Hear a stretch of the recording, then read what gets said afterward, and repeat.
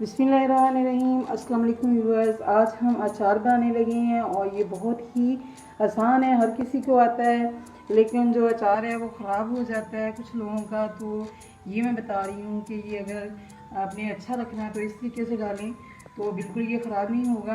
तो ये पहले नंबर पे हमने जो अचार की जो हमने फांके किए हैं तो वो हमने एक आम की चार फांके किए हैं और हमने इसको गुठली के साथ काटा है, क्योंकि जो गुठली है इसको सेफ लगती है तो इसको ख़राब होने से बचाती है। बिल्कुल ये गलता नहीं है, कम गलता है अगर गुठली साथ हो।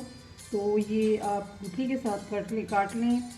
तो ये मैंने इसको काट लिया है और अब हम ये हमने मेथे लिए हैं और ये सौंफ है और साथ में कलौंजी है, तो सुरख मिर्च पाउडर है और हल्दी पाउडर है और ये नमक है। ये सारी चीज़ें जो है इसके हिसाब से ली हैं, क्योंकि हमारा अचार जो है थोड़ा ज़्यादा है तो उसी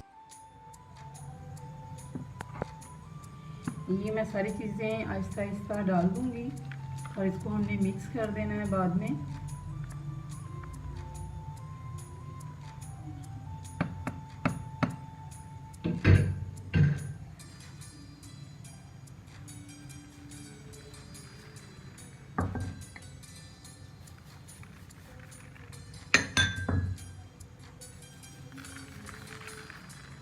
और ये देखिए हल्दी नमक मिर्च और मसाले सारे अचार को लग चुके हैं और इसको मैंने पहले धोया था अच्छी तरह, फिर इसके बाद मैंने इनको काटा है और फिर खुश्क किया है। इसमें जो ऊपर पानी था बिल्कुल इसके अंदर पानी मौजूद ना हो, अगर पानी होगा तो फिर ये ख़राब होंगे। तो ये जो है अचार अब हम इसके ऊपर ढक्कन दे देंगे। अच्छी तरह बंद मुँह इसका नहीं करना है, वैसे हमने बंद कर देना हल्का सा। तो इसको हम 2 घंटे के लिए धूप में रखेंगे तो इसका पानी निकल आएगा। जब इसका पानी निकल आएगा तो फिर अगले दिन इसको उठा के छाँव में रख लेंगे। फिर अगले दिन हम इसको 2 घंटे के लिए धूप में रखेंगे और फिर इसका पानी जो है वो थोड़ा सा कम हो जाएगा और उसके बाद जब पानी खुश्क हो जाएगा तो ये रात गुजर चुकी है और ये देखें थोड़ा थोड़ा ये इसके अंदर से जो जूस है इसका निकल गया है और मसाला जो है गीला हो चुका है। अभी मैं इसको आपको पलट के दिखाती हूँ, अभी मैंने इसको हिलाया नहीं है। तो जैसे मैं इसको हिला के आपको दिखाती हूँ कि इसमें कितना जो पानी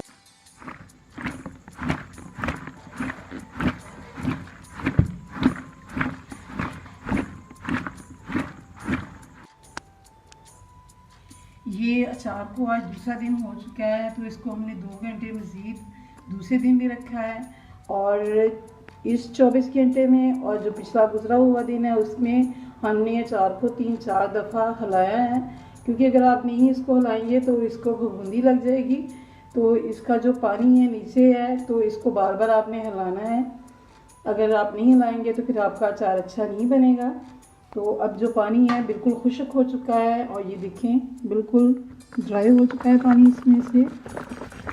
तो 2 दिन के बाद आप अचार में तेल डाल दें और ये देखें जो फांगे हैं उनका कलर जो है येलो हो चुका है और थोड़ा सा ग्रीन भी है। लेकिन अब हम इसमें ये लहसुन है इसको मैंने छील के काट लिया है, ये डाल रहे हैं। ये बहुत ही अच्छा होता है, ये जो बीपी के मरीज़ हैं उनके लिए बहुत ही अच्छा है, वैसे भी बहुत अच्छा इसका टेस्ट होता है।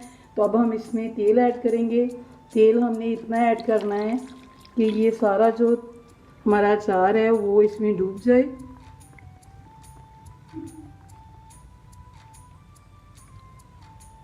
अभी मज़ीद मैं इसमें तेल डालूँगी।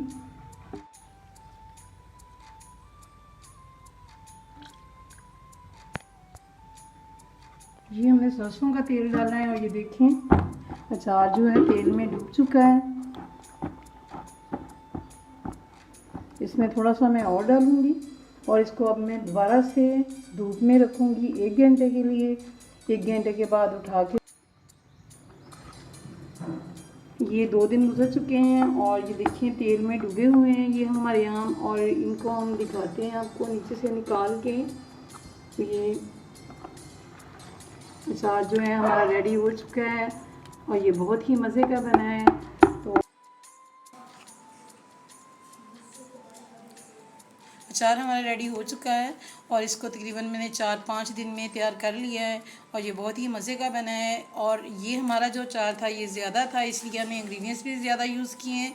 तो मैं कम जो है अचार बनाने का तरीका आपको बता रही हूँ कि अगर आपके पास 2 किलो आम की फांकी हैं तो आप उसी हिसाब से चीज़ें यूज़ करेंगे। 2 किलो में आप 6 चम्मच नमक के डाल लें और 6 चम्मच आप इसमें सुरख मिर्च पाउडर डाल लें और 4 चम्मच इसमें आप हल्दी का डाल लें और 3 चम्मच मेथे और 3 चम्मच कलौंजी और 3 चम्मच ही आप इसमें सौंफ ऐड कर दें।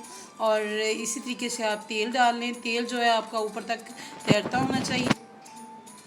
अब मैं आपको वो अचार जो हम बाज़ार से लेते हैं और वो बिल्कुल फ्रेश होता है उसको सेव करने का तरीका बताती हूँ कि वो किस तरीके से सेव करते हैं, वो किस तरीके से फिर दोबारा बाज़ार में सेल करते हैं।